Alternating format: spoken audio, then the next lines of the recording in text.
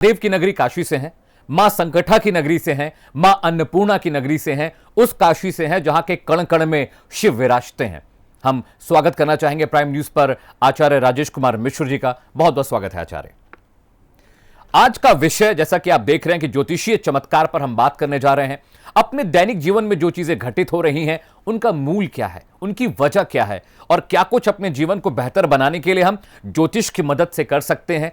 क्या खान पान होना चाहिए, किस तरह की पूजा पाठ का हमारा आचार विचार होना चाहिए, कौन सी ऐसी चीजें हैं जो सनातन ने हमें दी हैं लेकिन हम सनातन से उसे लेकर उसे फॉलो नहीं कर पा रहे हैं, उसको दिनचर्या में शामिल नहीं कर पा रहे हैं, उसको शरीक नहीं कर पा रहे हैं। इन तमाम सवालों के जवाब आचार्य हमारे साथ बैठे हैं, देंगे। और मैं वो सवाल भी करूंगा जो हमारे आपके जीवन से बहुत करीब से जुड़े हुए हैं आचार्य।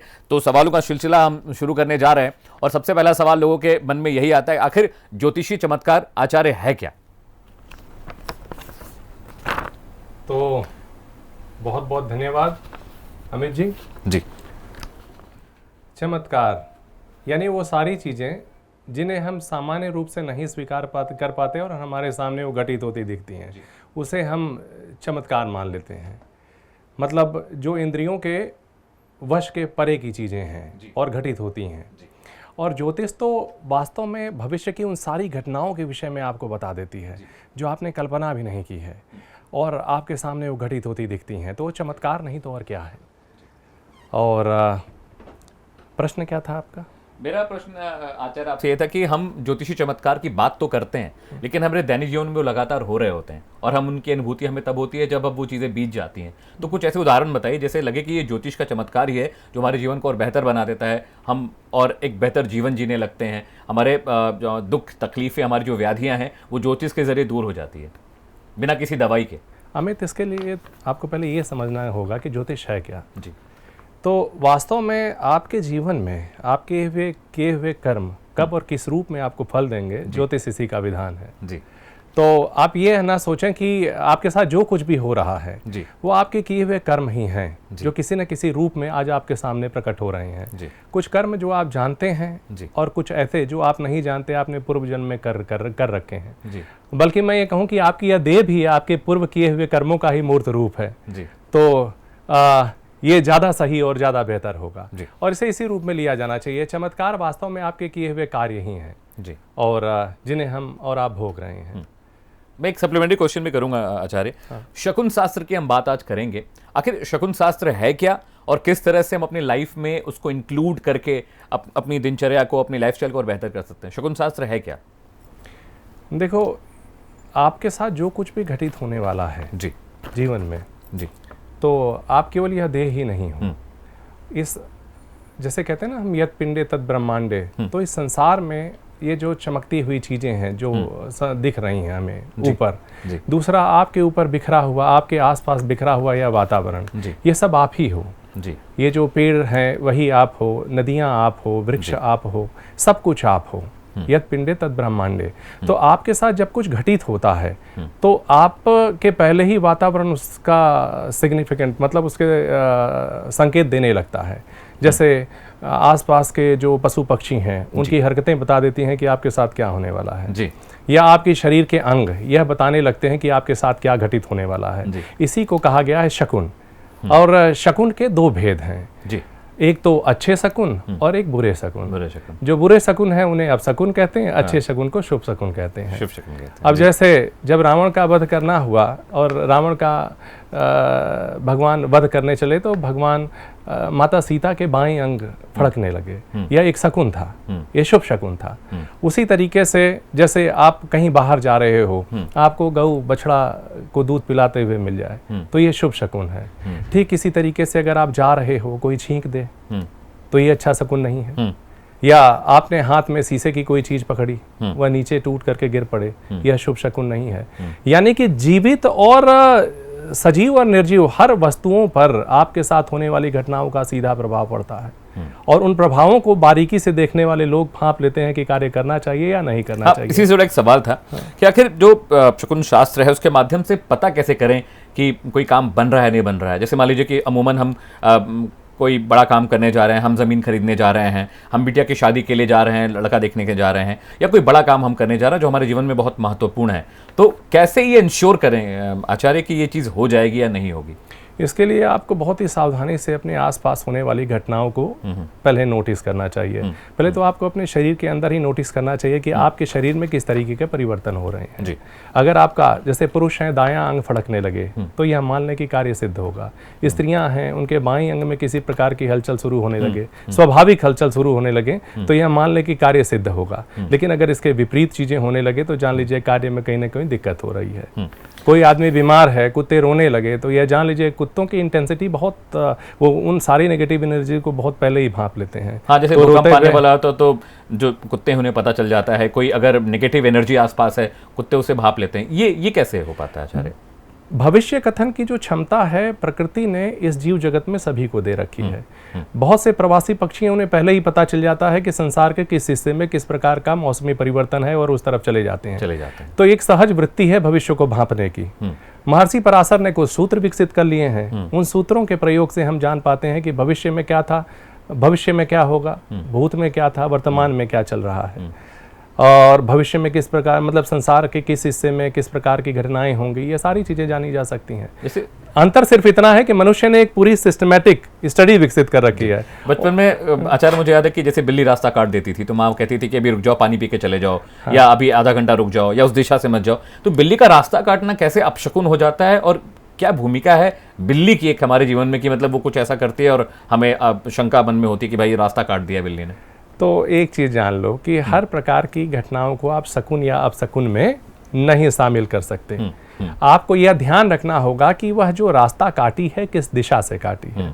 ठीक है, अब बिल्ली है, स्वाभाविक रूप से उसे चलना है, आपके मार्ग में चलेगी तब तो निश्चित रूप से वो भागेगी ही, और भागेगी तो आपका रास्ता काटेगी ही। जी। तो और या कोई ना कोई पशु पक्षी जीव सब अपनी गति से अपना काम कर रहे हैं। तो इसका मतलब ये नहीं कि हर गतिविधि को आप शकुन के रूप में ले लेंगे, लेकिन यह देखा जाए कि बिल्ली का रंग क्या है, आपके किस अंग से किस तरफ गई है। अगर वह बाईं तरफ से दाईं तरफ जाती है तो इसका मतलब उसकी चीजों का कोई ज्यादा प्रभाव नहीं पड़ेगा। लेकिन अगर दाहिनी तरफ से चल के बाईं की तरफ जा रही है तो इसका मतलब वह शकुन है। तब आपको सावधान होना चाहिए। और सबसे अच्छा तरीका इसका यह है कि उस समय थोड़ा सा रुक जाएं, थोड़ा सा रुक जाएं और किसी ऐसे व्यक्ति को जाने दें, उस मार्ग से गुजरने दें कि वह वेद खत्म हो जाए।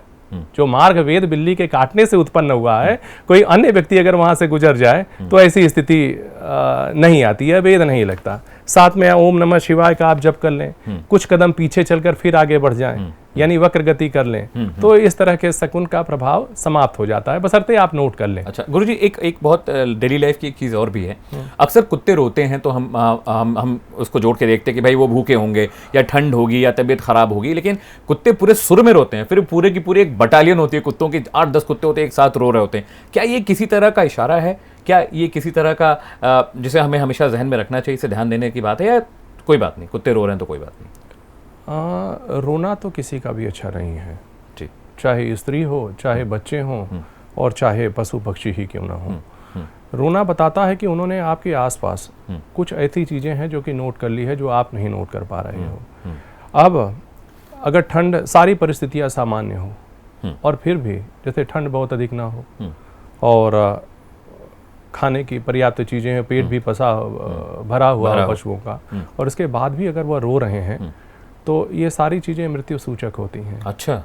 प्रायः कोई वृद्ध अगर बीमार हो और उसके आसपास जीव रो रहे हों, कुत्ते रो रहे हों, तो कहीं ना कहीं ये उस व्यक्ति के विदाई का समय है। और विदाई तो सबकी होनी है, तो परिजनों को उस हिसाब से तैयारी कर लेनी चाहिए। मतलब एक इशारा है कि कोई ना कोई परिजन हमसे बिछड़ने वाला है। यहाँ प्रकृति यह संकेत दे रही है कि आपका प्रिय कोई ना कोई अब इस संसार से जाने वाला है। और अगर कोई वृद्ध है, कोई बुजुर्ग है, कोई अस्वस्थ है और वहाँ इस तरह की घटनाएं हो रही हैं तो आपको सचेत हो जाना चाहिए।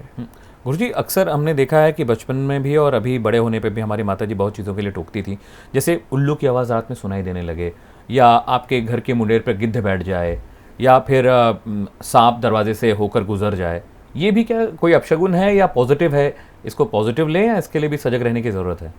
सर्प बताता है कि आप किसी ऐसी संपत्ति के आसपास हो जहां आपको नहीं जाना चाहिए, वह शापित है। अच्छा। और किंचित अगर आप उस स्थान पे पहुंचे तो वो आपके लिए चेतावनी है। अगर वो चीज़ आपने प्राप्त कर ली तो कहीं ना कहीं आपको उसके कीमत चुकानी पड़ सकती है। तो अगर सांप कहीं गुजर रहा हो तो पहले सावधान हो जाइए। दूसरा, सांप अगर स्वप्न में भी दिखाई दे रहा हो तो ध्यान रखें कि कहीं ना कहीं आपके पूर्वज हैं जो किसी न किसी रूप में आपको कुछ संदेश देना चाहते हैं। दूसरा, क्या प्रश्न था आपका? मेरा सवाल यह था कि अभी मुंडेर पे गिद्ध बैठ जाता है, उल्लू की आवाज़ें रात में बहुत सुनाई देने लगती हैं, कभी कभी ठंड की रातों में अक्सर ऐसा होता है आचार्य, तो वो किस चीज़ का इशारा ये है? सब अपशकुन ही है, अच्छे शकुन नहीं है। गिद्ध का बैठना घर पे? गिद्ध का बैठना, दरअसल ये सारे उजाड़ के पंछी हैं। जैसे अगर उल्लू जिस घर में रहने लगे वो घर खंडहर हो जाता है। कबूतर और उल्लू दोनों का बैठना अच्छा नहीं है, ये खंडहर के पक्षी हैं। तो बसे हुए शहरों में इनका बैठना बहुत अच्छा नहीं कहा गया है। दूसरा, गिद्ध को तो जानते ही हो, उन्हें पहले ही पता चल जाता है कि प्राण छूटने वाला है, इसकी शरीर को खा के खत्म करना है। They are the natural cleaners. आपकी शरीर, आपके ये शरीर छूटने के बाद एक कह सकते हो आपकी एक गंदगी रह जाती है और ये गिद्ध उसी की सफाई में लग जाते हैं। तो अगर गिद्ध बैठ जाए, उल्लू बैठ जाए, उल्लू भी खंडहर का पक्षी है, तो समझ लेना चाहिए कि अब यहाँ पे इंसानों के रहने का स्थान नहीं। खड़हर, दर्शकों को बता दूं, जब कोई घर टूट जाता है, उजड़ जाता है, तो उसे प्रांतीय भाषा में पूर्वांचल में खड़हर कहा जाता है, जो टूटे फूटे घरों, मिट्टी के घरों या पुराने घरों। गुरुजी, एक अक्सर हम इस बात को भी देखते हैं कि बॉडी में फड़कना, कभी दायां हाथ फड़क रहा है, कभी कंधा फड़क रहा है, कभी माथे फड़क रहा है, कभी आंखें फड़क रही हैं, कभी कभी पैरों में भी फड़कन होती है। ये किस तरह के सूचक हैं और इनको किस तरह से ख्याल रखना चाहिए कि भाई ये भी बहुत अहम हिस्सा है आपकी लाइफ का? देखो, हर प्रकार, जैसा कि मैंने कहा ना कि हर प्रकार की फड़कन को शकुन में नहीं लिया जा सकता। अब जैसे लगातार आपकी आंखें फड़की जा रही हैं तो इसका मतलब यह है कि कहीं ना कहीं मस्कुलर मेमोरी ने कोई गलत संकेत दिमाग से प्राप्त कर लिया है। ठीक है। और लोग प्रायः उसी भ्रम में है कि ये लगातार बहुत देर से हमारी आंखें फड़क रही हैं। शकुन केवल कुछ निश्चित अवधि के लिए होता है, सेकंड, 10 सेकंड, 15 बस, सेकंड, और उसके बाद समाप्त हो जाता है। वो उस प्रत्येक निश्चित कार्य के लिए ही केवल शरीर में प्रकृति का संकेत है। जिसे आजकल बहुत ही फेमस, मतलब बहुत ही शब्द का इस्तेमाल कर रहे हैं, यूनिवर्स। वास्तव में माँ प्रकृति के ये सारे संकेत हैं, वातावरण से आपको प्राप्त हो रहे हैं और कुछ क्षण मात्र के लिए ये होते हैं जो संबंधित कार्य विशेष के लिए, उसके बाद फिर ये समाप्त हो जाते हैं। उन संकेतों को समझने की आवश्यकता है। तो गुरुजी, अगर दायां कंधा फड़के तो इसका मतलब क्या है? अगर पुरुष है तो अच्छा है और स्त्री है तो ठीक नहीं है। दाईं आंख का फड़कना पुरुष के लिए अच्छा है, स्त्री के लिए अच्छा नहीं है। हथेली में खुजली होना, दाएं हथेली में हो रही है तो? खुजली अगर निरंतर हो रही है तो समझो कि धन आएगा, और बाएं हथेली में हो रही है तो धन जाएगा। धन जाएगा। नाक पे कभी खुजली हो, कभी इचिंग हो नाक पे, नाक के इस पॉइंट पे या नाक पे पूरे? सामान्य रूप से हम स्वर शास्त्र की बात जब करते हैं, ठीक है, तो उसमें हम नाक पे जब बात करते हैं, नाक पे वायु प्रवाह की बात करते हैं। जब से किस नासिका से आपकी वायु का प्रवाह चल रहा है, बाएं हाथ से या बाएं नाक से या दाहिने नाक से।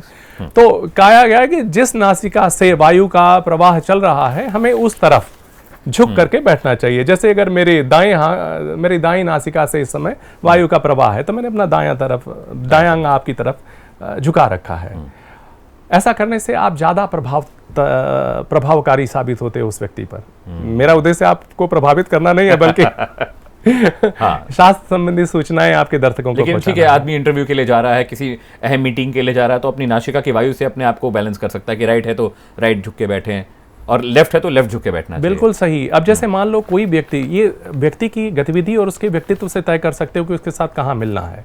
जैसे जिन व्यक्तियों के सर पे बाल नहीं, उनकी शरीर थोड़ी चौड़ी हो, समझ लो ये सूर्य प्रधान लोग हैं और सूर्य का वास है मंदिरों में, तो ऐसे व्यक्तियों के साथ जब कभी मुलाकात हो तो उन्हें बुलाइए। अगर पहली बार मुलाकात है तो उन्हें लेके जाइए मंदिर, चलिए मंदिर चलते हैं। वहां वो व्यक्ति आपके लिए कहीं ज्यादा फ्रूटफुल होंगे, फलदायी होंगे। और या तो अगर घर में भी आ गए तो उन्हें सबसे पहले मंदिर में ले जाइए। अगर कोई व्यक्ति बहुत अधिक बातूनी है, बुद्ध प्रधान है, एक से अधिक शब्दों का प्रयोग करता है, कई भाषाओं को जानता है, चतुर है, तो ऐसे व्यक्ति को बड़े आराम से आप खेल के मैदान में ले जाइए, ओपन जगह पे उन्हें रखिए, so you will get wonderful result. अच्छा, बहुत अच्छे परिणाम। एक हमारे घर में जो कि वक्त बहुत कम है, पीसीआर मुझे कह रहा है रैप करने के लिए, जैसे झाड़ू पे पैर लग जाता है। माएँ हमारे घर में, महिलाएं कहती हैं कि झाड़ू पे क्रॉस मत करो, पैर से झाड़ू ना लगे।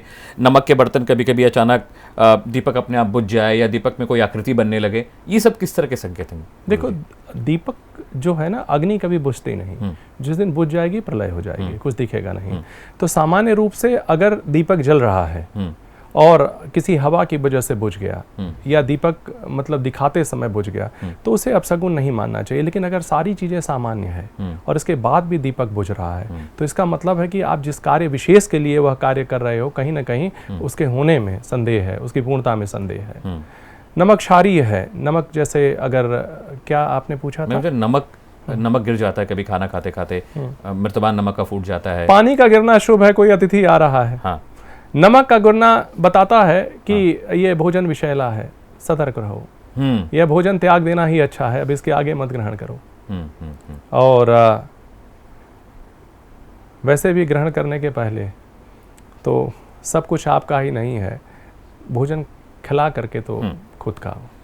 ठीक है, थोड़ा समय कम है लेकिन हम कोशिश करेंगे कि आचार्य से एक बार हम फिर से मिलें और मुलाकात करें। बहुत सारे आपके सवाल हमारे पास हैं और पूरी एक लिस्ट मेरे पास थी सवालों की, लेकिन चूंकि हम समय के पाबंद हैं और हमें अगले प्रोग्राम के लिए भी स्विच करना है, तो अगली बार अगले सवाल और अगली बार कुछ और विषयों के साथ आचार्य के सानिध्य में हम रहेंगे और उनसे बातचीत जरूर करेंगे। मेरे साथ फिलहाल इतना ही, रुक लेंगे छोटी सी ब्रेक के लिए, लेकिन ब्रेक के बाद भी प्राइम न्यूज पर खबरों का सिलसिला लगातार जारी है।